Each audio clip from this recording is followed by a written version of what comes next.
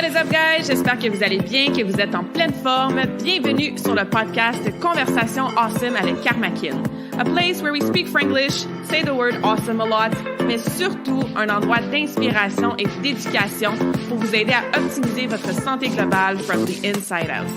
Mon nom est Claudia, fondatrice de Karmakin, et ma mission avec ce podcast est de t'amener dans un monde de développement personnel, d'optimisation d'habitudes de vie et de découverte so you can unleash your potential and live the life you truly want and deserve. Merci d'être à l'écoute. You're awesome.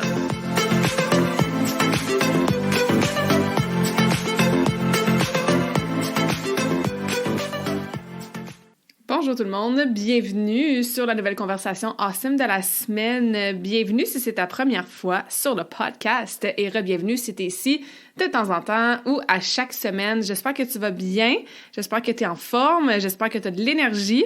Et si la réponse à cette question c'est non, ça va pas full bien, un peu fatigué aujourd'hui ou à travers une panoplie d'émotions peut-être un peu inconfortable, ben j'espère que notre petite jasette d'aujourd'hui va te faire changer les idées, va t'inspirer et va t'en apprendre un petit peu ou beaucoup sur un sujet qu'on fait tous. Aujourd'hui, on jase de procrastination. Donc, épisode solo pour plonger en profondeur dans cette mauvaise habitude-là qu'on a tous, effectivement, en tant qu'humains, à différents niveaux. Et pourquoi je voulais vous jaser de ça aujourd'hui? Ben, premièrement, c'est l'excuse que j'entends le plus souvent. J'ai pas le temps. Tu l'as sûrement déjà dit, tu l'as sûrement déjà ressenti, l'impression de courir après ton temps, de vouloir 48 heures dans une journée au lieu de 24 heures, de regarder ton agenda puis te sentir overwhelmed parce qu'il y a tellement d'affaires à faire. OK? Donc, j'ai pas le temps.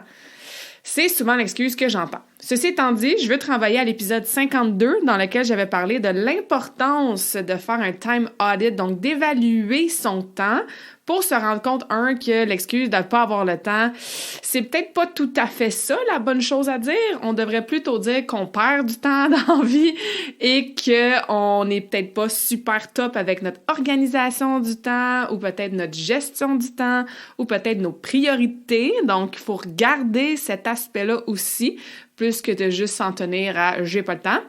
Et je vous dirais que le manque d'énergie plus que le manque de temps est une vérité et une excuse un peu plus valable, en fait, quand on y pense comme il faut. Fait que si juste ces phrases-là, ça t'interpelle puis que t'as pas écouté l'épisode 52 encore, ben va écouter ça après celle-ci. Tes habitudes de santé que tu fais à tous les jours ou que tu fais pas, ben c'est supposé te donner plus d'énergie, t'aider dans ta productivité pour que tu arrives justement à accomplir plus en même temps.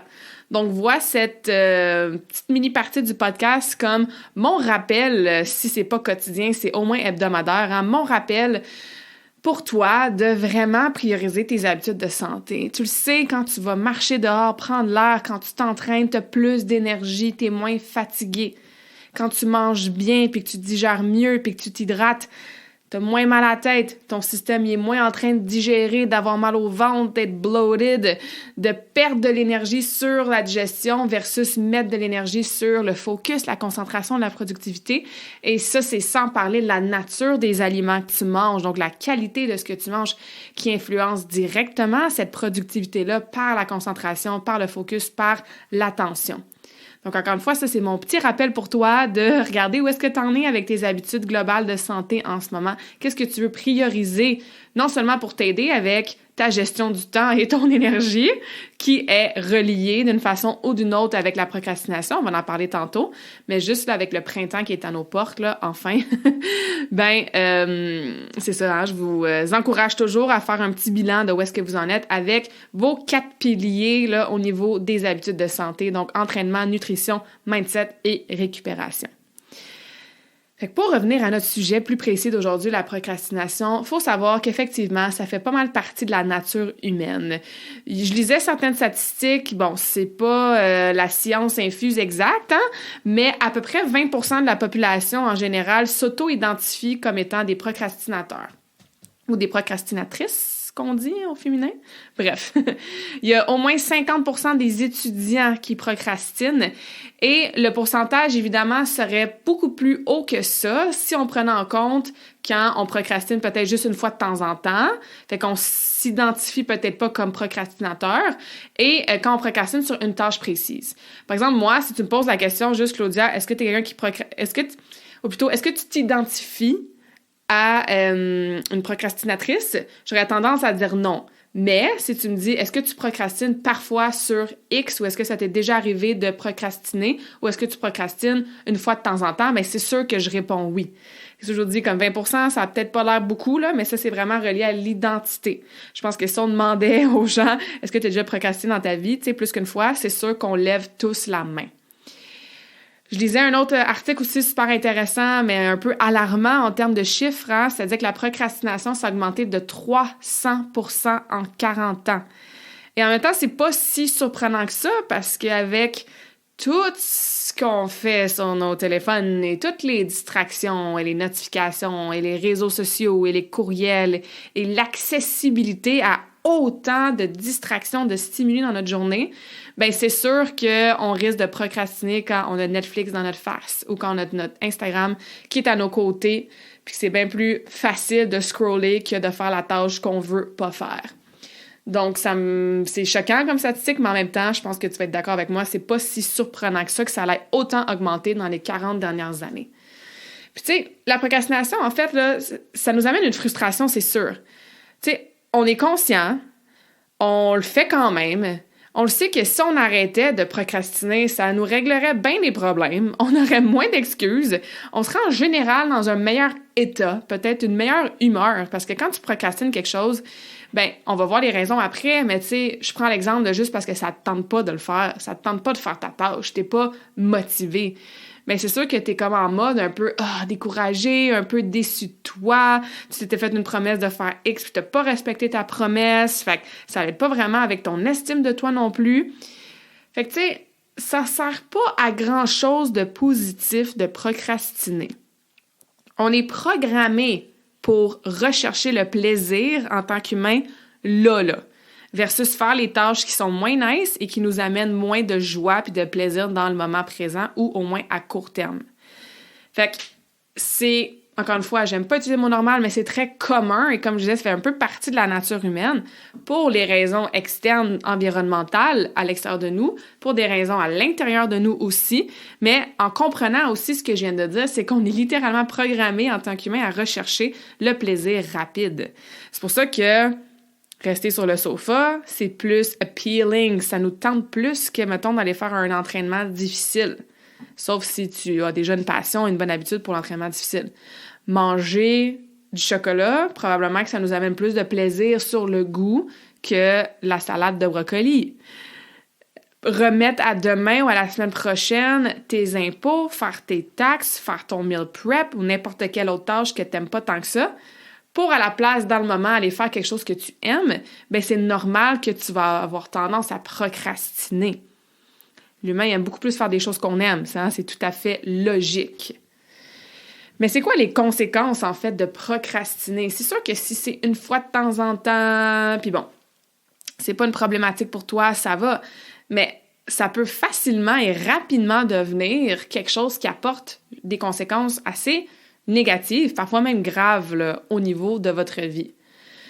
On pense à une perte de rendement au travail ou à l'école si tu es étudiante ou si tu fais un cours. Hein, on s'entend, si tu remets toujours à plus tard tes tâches, tes contrats, tes devoirs, les rapports que tu dois faire, des préparations de meeting ou peut-être que tu prépares pas une certaine présentation pour tes collègues ou pour des acheteurs potentiels ou tu sais, peu importe.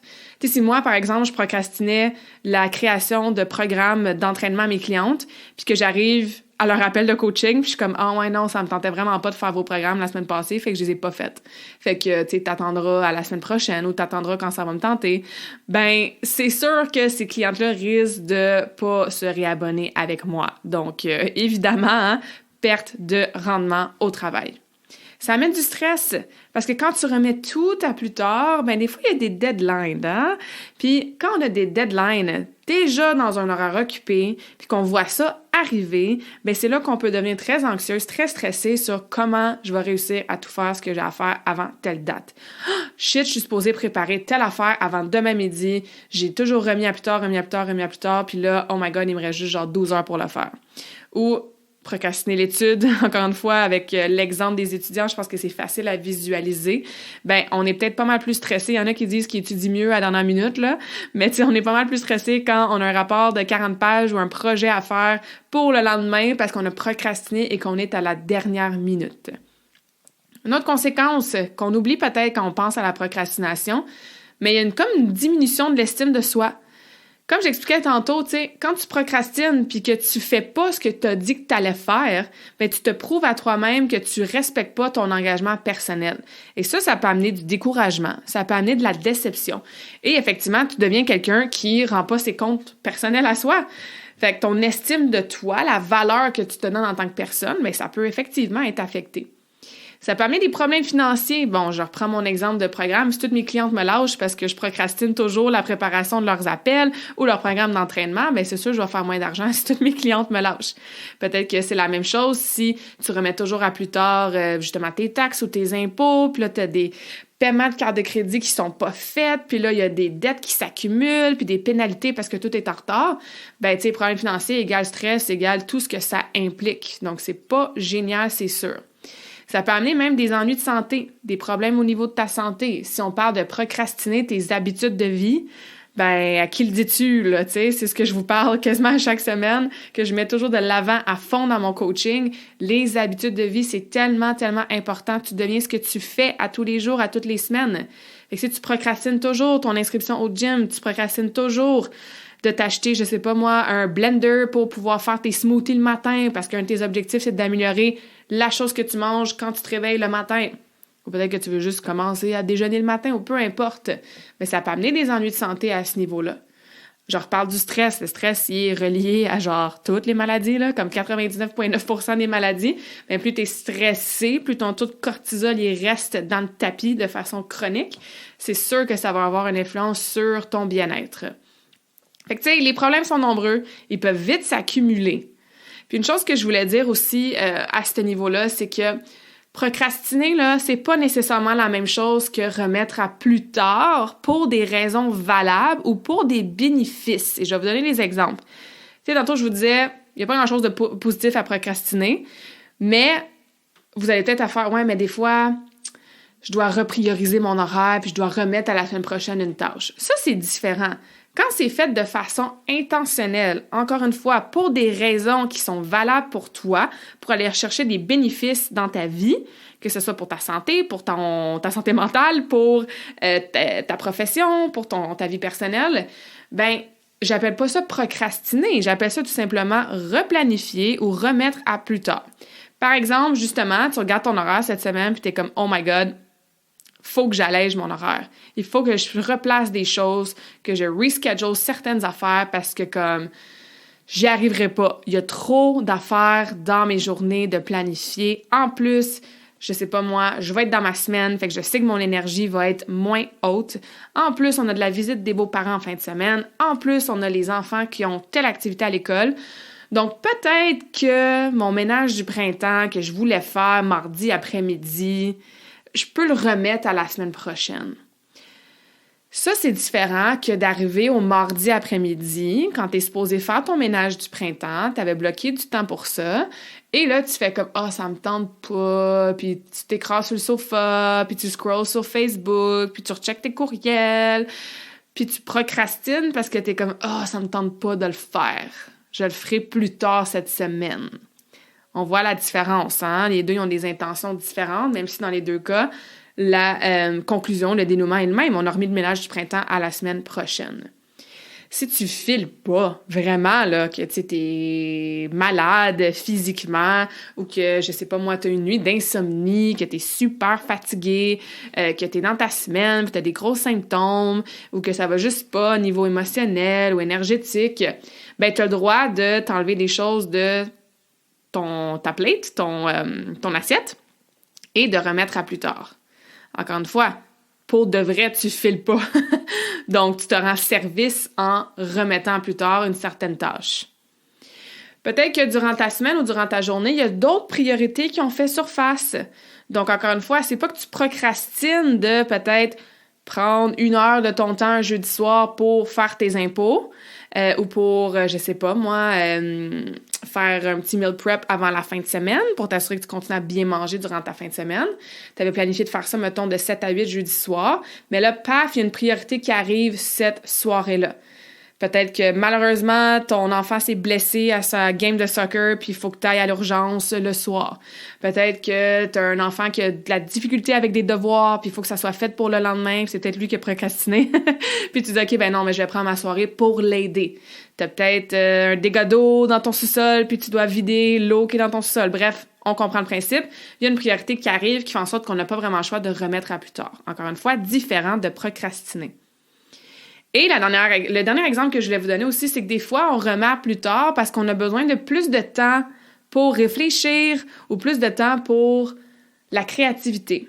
Et ça, c'est souvent vrai, par exemple, si vous avez des entreprises ou si vous avez des projets créatifs au travail ou, un exemple, ça peut être redécorer une pièce de votre maison ou vous faire un petit jardin là, ce printemps. Tu sais, quelque chose qui et un projet qui demande un peu plus, comme je disais, de réflexion, qui demande peut-être de l'inspiration. Puis tu t'étais dit, OK, en fin de semaine, je vais, redécorer, par exemple, on va refaire la décoration de la salle de bain, mais tu as été tellement occupé durant la semaine que tu n'as pas eu le temps de t'asseoir, de regarder sur Pinterest, de faire des petites recherches, de regarder quelle couleur t'aimerais, quelle vibe et tout. Fait que au lieu de procrastiner en disant « Ah, ça me tente pas de faire la salle de bain en fin de semaine parce que X, Y, Z », ben tu remets à la semaine d'après parce que tu as besoin de plus de temps pour faire tes recherches ou pour réfléchir à qu'est-ce que tu veux pour ta salle de bain. Moi, c'est la même chose avec Karmakin.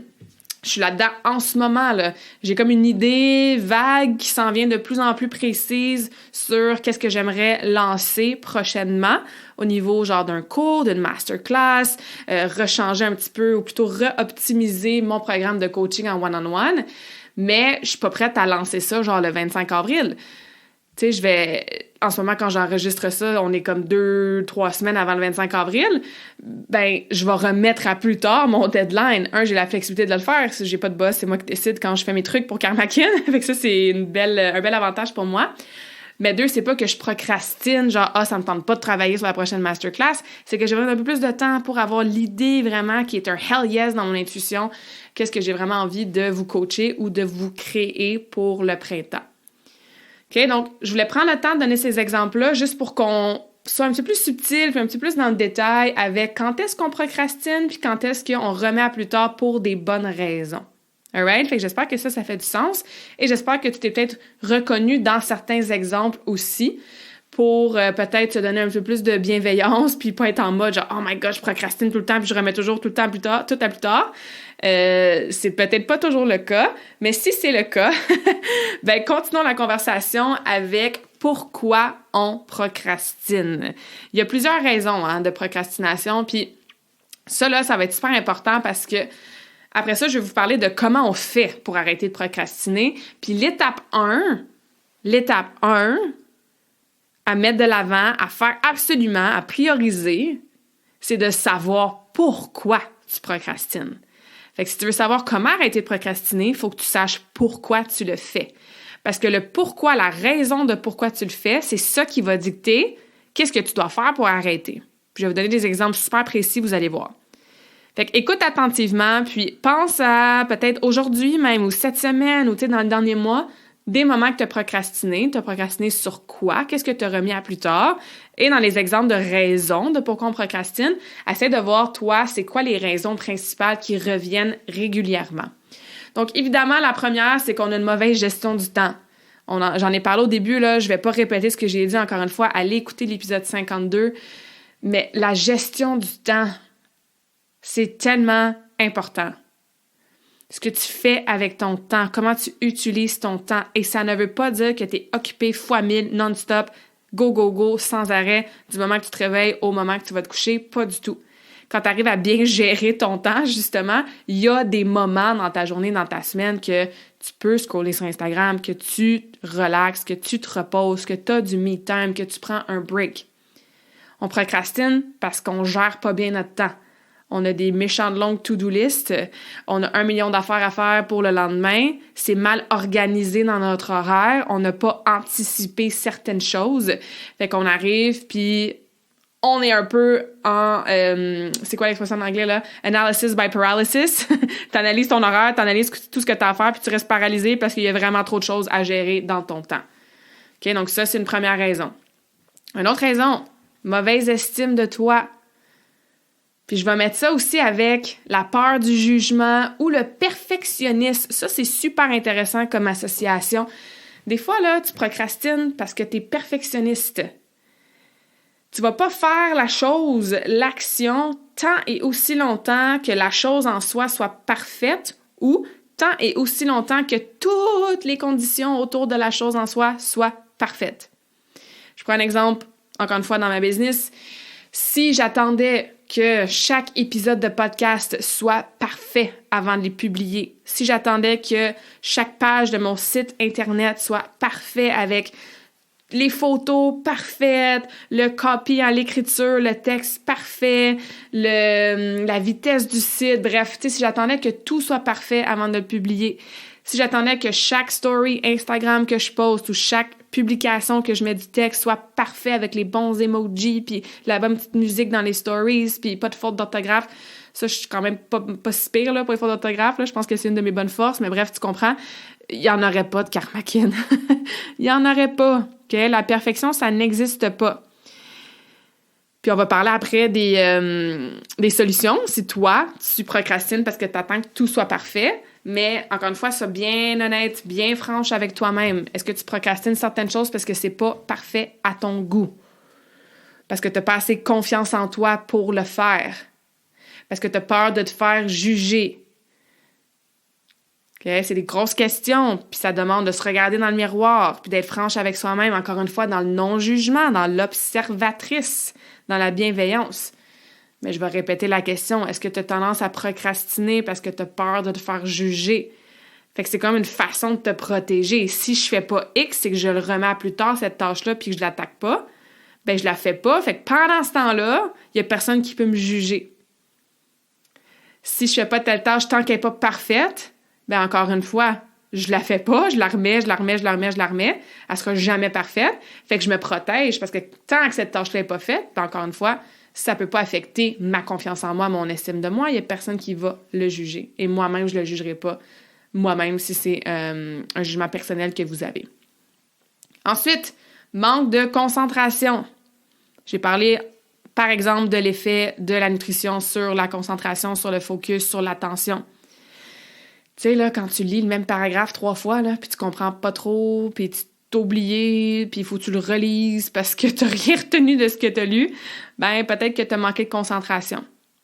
Ou tu te fais expliquer quelque chose à faire au travail, mais tu n'avais pas de concentration, tu n'as pas vraiment écouté, et là, tu arrives pour faire la dite tâche, puis tu te souviens pas trop qu'est-ce que tu es supposé faire, ou tu comprends pas trop, puis tu procrastines parce que tu es gêné d'aller demander des explications.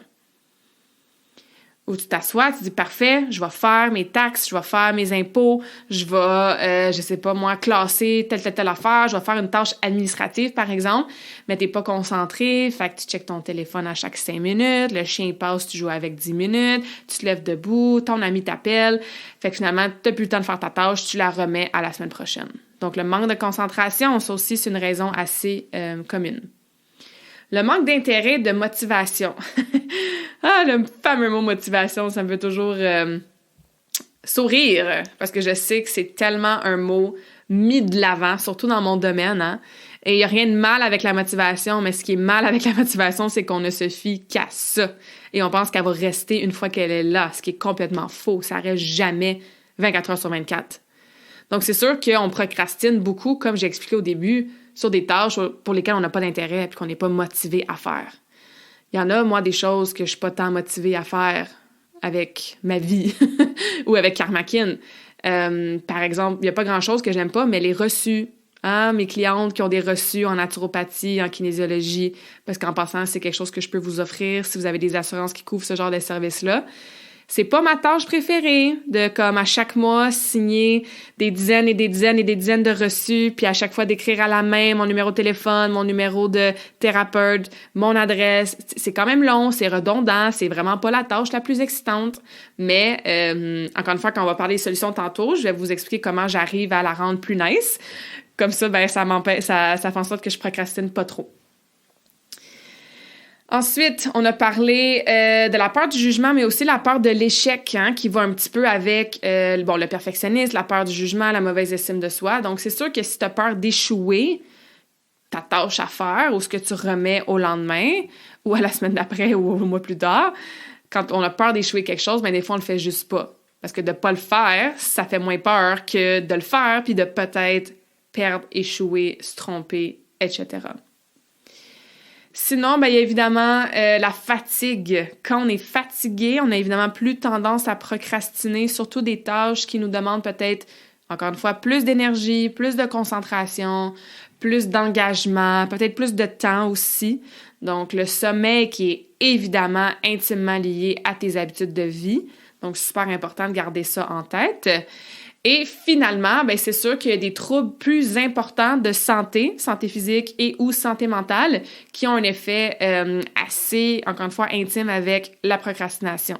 On parle de TDA, TDAH, dépression, un TOC, trouble de bipolarité. J'ai failli inverser 3 syllabes dans ce mot-là. Bipolar, ça se dit mieux en anglais. Donc, ce genre de trouble-là plus important, encore une fois, qui affecte plus la santé physique, la santé mentale, c'est sûr que quand on est dans un down, on est dans un état plus dépressif, c'est bien difficile d'aller chercher la motivation pour faire des tâches, surtout des tâches qui sont plus peut-être ardues ou plus demandantes. Quand on a un trouble de déficit d'attention, on parlait du manque de concentration tantôt, si notre attention est dirigée à droite, à gauche souvent, ça va peut-être prendre plus de temps à faire certaines tâches, donc on n'aura pas le choix, entre guillemets, de procrastiner, par exemple. Okay, donc, je suis pas une experte, une spécialiste dans ce genre de troubles-là, mais évidemment, il faut le mentionner et il faut encore plus approcher tout ça dans la bienveillance et dans l'acceptation que, effectivement, ça va influencer notre procrastination. Alright, maintenant qu'on a plein de raisons pourquoi on procrastine, l'important, là, c'est d'arrêter de le faire. Pourquoi on veut arrêter de le faire? Je vous l'ai dit au début, à la première partie de l'épisode d'aujourd'hui, pour toutes les conséquences que ça peut avoir, qui sont un petit peu négatives. Donc, comme je disais, faut que tu saches pourquoi. Pourquoi, toi, de façon générale, tu procrastines. Je rajoute un petit détail, un petit astérisque, par exemple. Peut-être que la raison de pourquoi tu procrastines sur tes tâches administratives, c'est littéralement juste un manque de motivation, tu haïs ça. Mais peut-être que tu procrastines sur tes tâches au niveau de tes habitudes de santé. On ne dira peut-être pas tâches, parce que c'est une drôle d'association, mais bref, peut-être que tu procrastines sur tes habitudes de santé, sur tes entraînements, ton meal prep ou peu importe, parce que tu as peur d'échouer. Tu as déjà fait partie d'un club de course dans le passé, tu t'es déjà peut-être inscrit au gym, puis tu as échoué dans le sens que tu as abandonné après quelques semaines. Et là, tu procrastines ton recommencement d'activité physique parce que tu as peur d'échouer encore une fois. Fait que je vous dis ça parce que ça se peut que tu aies des raisons différentes pour chaque chose ou chaque sphère ou chaque pilier de vie dans lesquels tu procrastines.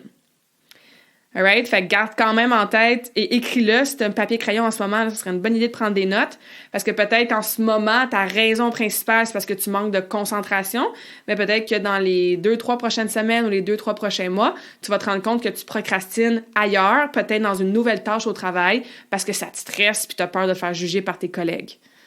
Alright? OK. Fait que si toi, principalement, c'est au niveau de la gestion du temps, il y a un paquet d'affaires que tu peux faire pour t'aider. C'est sûr que d'écouter l'épisode 52 de podcast serait une bonne place où commencer parce que c'est sûr que je t'inviterais à faire ce que j'appelle un time audit. Il n'y a pas juste moi qui appelle ça de même, là, mais une évaluation de comment tu utilises ton temps. Fait que littéralement, là, de la minute que tu te réveilles à la minute que tu vas te coucher, tu écris dans un journal qu'est-ce que tu as fait pendant combien de temps, pendant toute ta journée. C'est pas nice à faire, c'est exigeant à faire et ça nous met littéralement d'en face tous les moments dans la journée où est-ce qu'on perd du temps, surtout avec des tâches qui ne sont pas prioritaires. On les connaît tous. On les connaît tous. Online shopping, les réseaux sociaux, checker nos courriels 150 fois, scroller, Netflix, YouTube, télé et compagnie. Hein? Peut-être qu'il y en a ils ont un toc un peu par rapport au ménage, fait qu'ils perdent beaucoup de temps dans leur journée. Je lave une petite bite par-ci, je lave le plancher par-là, je refais ma vaisselle 50 fois. T'sais. Donc, il y a peut-être ces tâches-là que vous faites que c'est vraiment plus une perte de temps et éventuellement d'énergie que d'autres choses. Fait que commencez avec un time audit. Écrivez sur papier 3-4 jours dans votre semaine comment vous utilisez votre temps. Déjà là, vous allez avoir plein de belles réponses ou de réponses un peu choquantes qui vont vous aider à mieux gérer votre temps. Ensuite, réduisez, j'allais vraiment mal conjuguer ce verbe, réduisez vos distractions. Fait que quand tu fais une tâche ou quand tu vis, tout simplement, enlève tes notifications, les petites pastilles rouges sur ton téléphone, les petits pop-up dans ton ordi. OK? Je pense que la statistique, c'est qu'il y a seulement 2% de gens dans la vie qui sont capables de faire du multitasking, donc de faire plusieurs choses en même temps. Et quand on entend cette statistique-là, on se dit tout « Ouais, moi, je fais partie de 2%, je suis capable de faire deux choses en même temps. » Mais c'est très, très faux, OK? Puis quand on est distrait parce qu'on fait autre chose en même temps, ça peut prendre, je pense que, encore une fois, don't quote me on that, je me souviens pas des chiffres exacts, mais c'est quelque chose entre genre 7 et 20 minutes pour retourner concentré dans ta tâche.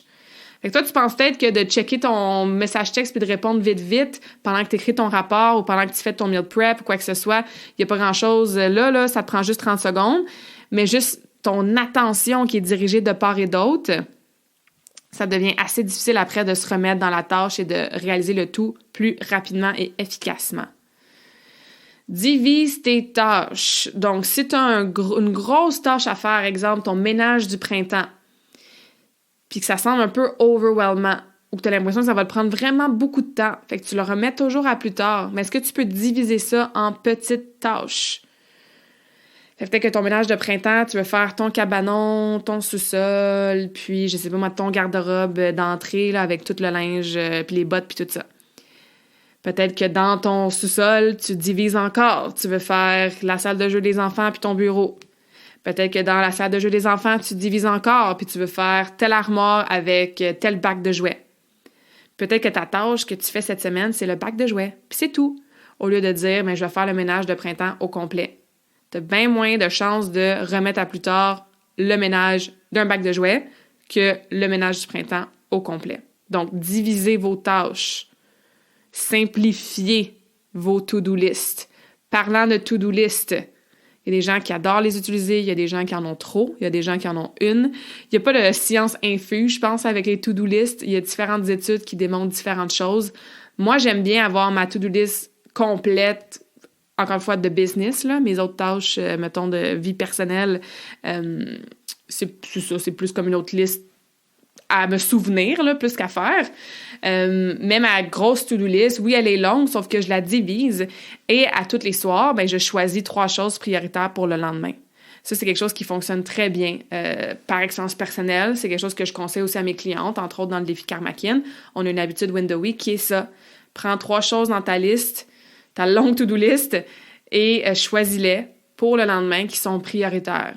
Ça enlève du stress de vouloir tout faire sur ta to-do list et ça fait en sorte que tu restes quand même dans un momentum. Si t'en fais plus, tant mieux, mais même si t'en fais juste, entre guillemets, juste, parce que des fois, c'est beaucoup, 3, t'as fait au moins ça. Donc, à voir, vous, c'est quoi votre relation avec la fameuse to-do list. Planifier d'avance aussi, je parlais de comme simplifier, diviser les tâches, c'est quelque chose que tu peux faire d'avance. Quand tu planifies ta semaine ou quand tu le sais que tu as telle chose qui s'en vient dans ton horaire, y a des choses que tu peux planifier d'avance pour t'aider à faire la tâche, pour pas la procrastiner, justement? Et est-ce que de macro à micro, tu peux planifier des trucs d'avance?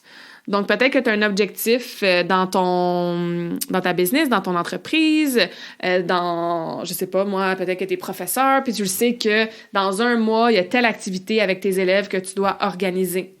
Cool. Le macro, la grosse chose, c'est activité X avec mes élèves. OK. Après ça, tu peaufines et tu planifies, tu divises encore une fois. Faut que je fasse ci, faut que je fasse ça, faut que je fasse ci, faut que je fasse ça.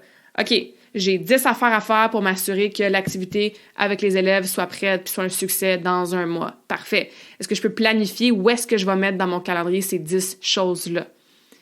Versus comme, cette semaine, c'est quoi le mot que je cherche? Je vais passer du temps sur la planification de l'activité que j'ai avec mes élèves dans un mois. Puis là, t'arrives, t'as 2 heures devant toi, puis t'avais prévu travailler sur ça, puis t'es comme, mais qu'est-ce que je devrais faire? Tu sais, par où je devrais commencer? Et là, tu perds du temps. Donc, planifier d'avance si c'est possible. Évidemment, je vous conseille d'utiliser un agenda, que ce soit papier-crayon, que ce soit Google Agenda, peu importe, que ce soit une application mobile. Moi, j'aime bien les codes de couleurs, comme ça, c'est super visuel. Je me retrouve rapidement dans ma journée, dans ma semaine. Donc, ça va, là, si t'as une bonne mémoire, là, mais de mettre les choses sur papier, c'est sûr que ça va faire en sorte que tu n'oublieras pas. Donc, écrivez vos choses dans un agenda planifié. Planifiez-vous ce que j'appelle des deep work sessions, des sessions de travail profond et concentré. Il y a un livre qui est excellent sur le sujet de Cal Newport, C-A-L, Newport, qui s'appelle Deep Work. Il y a, je ne sais pas s'il a été traduit en français par contre, il y a un excellent résumé sur YouTube, là, si jamais vous ne voulez pas aller chercher le livre en soi, mais basically, ce que ça dit, c'est que tu planifies, mettons, de 10h à midi, c'est ton deep work session sur telle tâche. Tu enlèves toutes les distractions, tu mets ton téléphone en mode avion, tu crées un environnement inspirant à travailler, puis c'est vraiment un travail focusé, là. Il n'y a rien d'autre qui se passe pendant ce temps-là, puis évidemment, on a perdu un petit peu notre habileté en tant qu'humain à être capable de rester concentré aussi longtemps. Fait que, tu sais, commence avec des plus petits temps si le besoin est là. Il y a la méthode du Pomodoro qui est très populaire, 25-5. Donc, c'est 25 minutes de travail focusé suivi de 5 minutes de pause. À essayer, tu peux faire 50-10, 50 minutes de travail focusé. Puis focusé, là, ça veut pas dire que de temps en temps, tu checkes tes emails puis ton Facebook, là. Tu as une tâche à faire ou 2 tâches à faire précises, puis c'est ce que tu fais de façon attentionnée, focusée pendant, 25 minutes si on fait la méthode du Pomodoro, puis après ça, tu prends une pause. Puis là, tu vas me dire, moi, je fais quoi pendant ma pause? Lève-toi, shake your legs, va prendre une gorgée d'eau, va aux toilettes, sors dehors, juste respirer 2-3 minutes, scroll sur Facebook si tu veux, mais au moins, tu enlèves ton attention de ta tâche et après, tu y reviens pour un autre 25 minutes, par exemple. OK? Donc, ça, c'est toutes des petites suggestions, des petites solutions, des petites méthodes, des petites pratiques, des habitudes qui peuvent t'aider avec ta gestion du temps si c'est la raison de pourquoi tu procrastines. Ensuite, si ta raison principale, c'est en lien avec tout ce qui est estime de soi, peur du jugement, perfectionnisme, etc., la première chose à faire, c'est évidemment la prise de conscience, c'est de s'en rendre compte, puis de l'accepter. On se ment parfois à soi-même.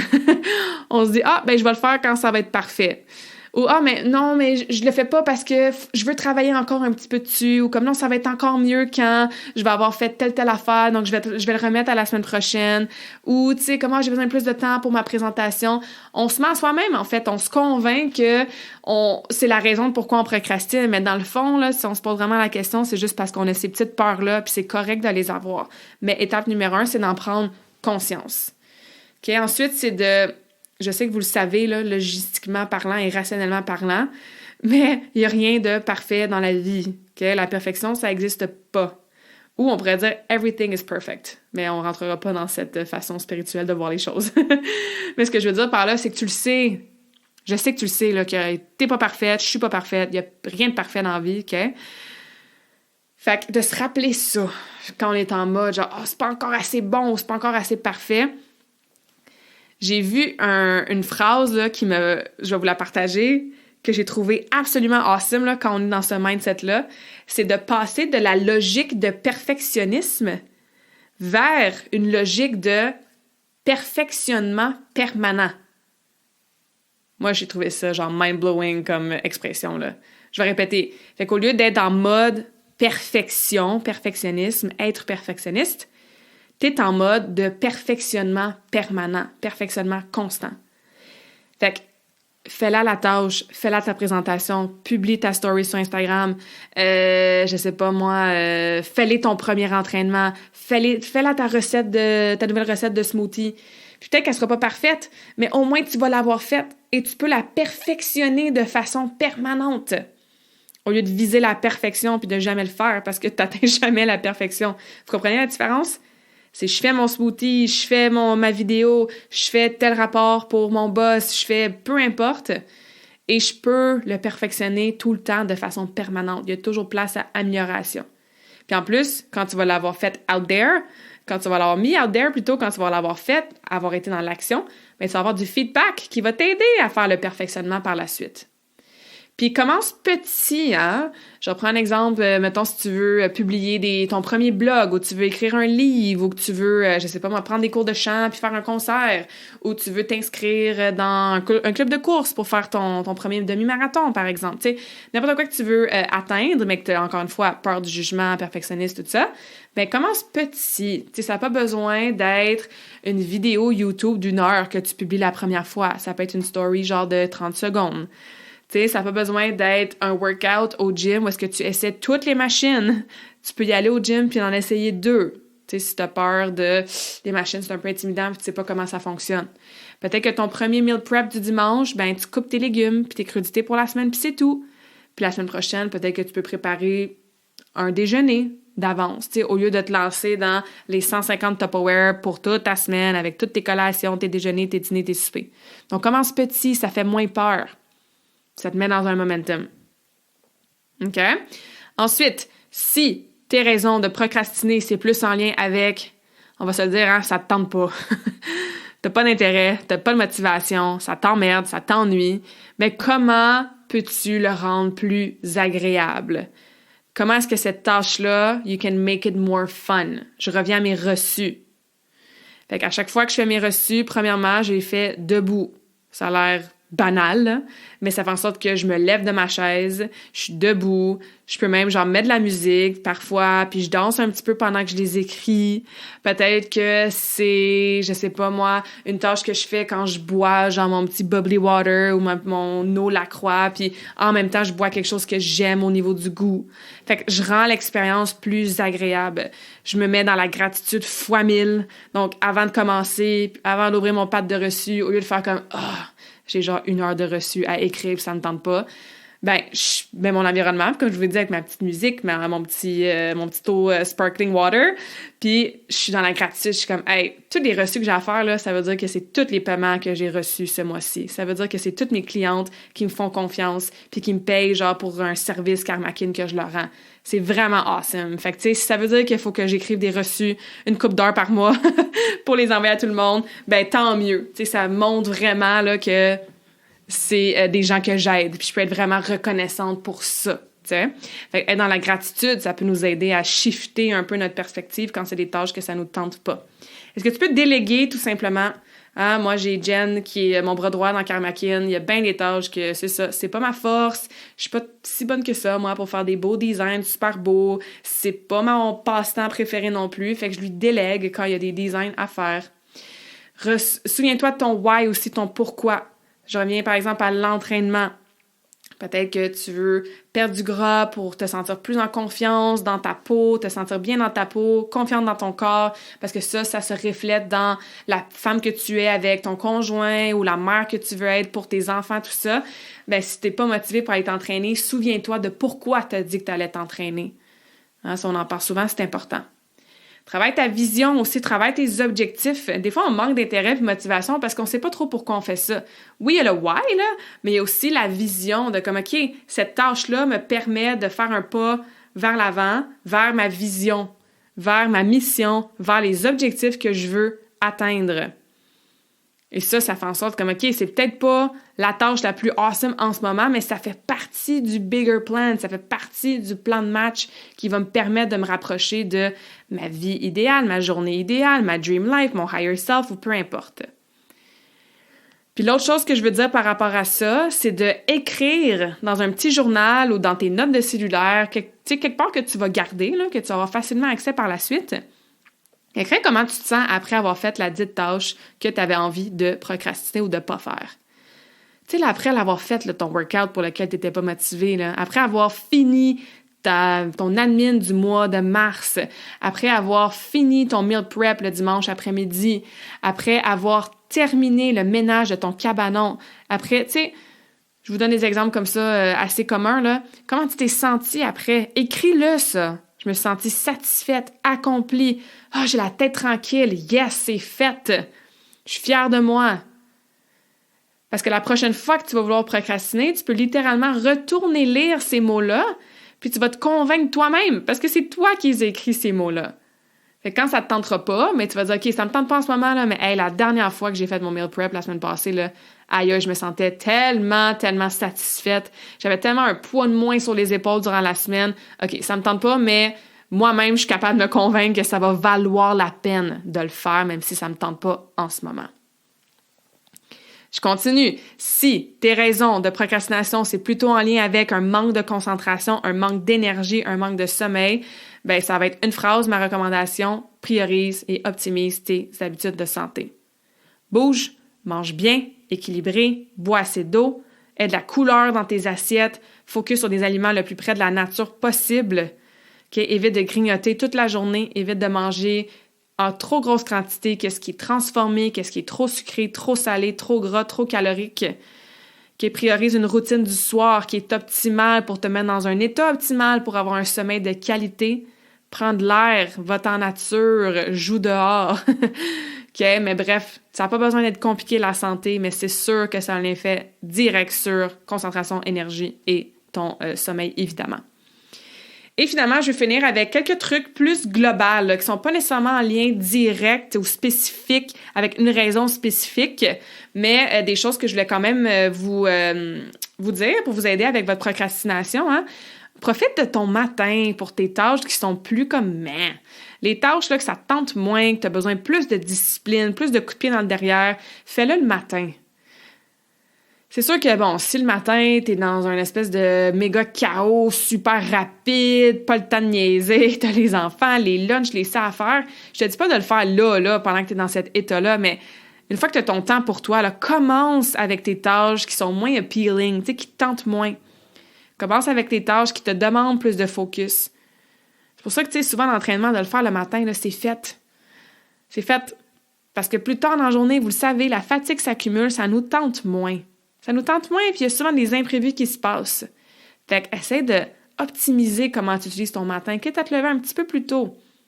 Donc, évidemment, ça commence avec ta routine du soir de la veille. Parlant de routine, mon autre point, priorise des rituels puis des routines. Oui, on veut shake your snow globe. J'en parlais ça beaucoup dans le dernier épisode solo que j'ai fait, le numéro 115. Oui, on veut se pratiquer à amener des changements dans notre vie, surtout quand on veut changer nos habitudes de vie. Oui, c'est important de sortir de sa zone de confort. C'est important de ne pas être toujours dans notre routine, puis faire la même chose, puis 10, 20, 30, 40 ans passent. Mais il y a un moment pour des rituels, puis il y a un moment pour des routines, pour des ancres, pour des choses qui nous gardent enracinés, qui font en sorte qu'on n'est pas comme des poules pas de tête qui courent partout, OK? Donc, par exemple, si tu procrastines toujours sur tes retours d'appel ou prendre des rendez-vous pour toi puis ta famille ou n'importe quoi qui est peut-être plus admin, tu sais, pour reprendre un exemple que j'ai déjà donné, bien, peut-être que tu te fais un rituel que chaque dernier lundi du mois, de 3 à 5 heures, tu bloques dans ton calendrier et tu as un rituel de fin de mois que tu fais ces tâches-là pour le mois suivant ou pour le mois qui vient de passer, là, tout dépendant de la nature de la tâche. OK? Si, je sais pas moi, tu veux travailler beaucoup, c'est ça, ton alimentation, puis tu te rends compte que c'est au niveau de la logistique que c'est plus difficile. Peut-être que tu te fais une routine, un rituel que chaque samedi, en revenant de faire l'épicerie, ben tu te prends 1 heure pour laver tes légumes, couper tes choses, préparer les collations de la semaine, tu sais, faire un petit peu de meal prep, et ça fait maintenant partie de ta routine. Donc, c'est intégré. Okay, ça aussi, pour les tâches, encore une fois, que vous avez tendance à procrastiner et c'est des tâches que vous devez faire de façon récurrente, de les intégrer comme des rituels et des routines, ça devient super, super pratique. All right? Donc, ça fait le tour de tout ce que je voulais vous dire aujourd'hui sur la fameuse procrastination. J'espère que ça t'aide. J'espère que tu vas prendre une chose, hein, pas tout. Parce qu'encore une fois, l'humain n'aime pas tant le changement et tout, trop c'est comme pas assez. Fait que choisis-toi là littéralement une chose dans tout ce que j'ai dit aujourd'hui que tu vas mettre en action dès aujourd'hui.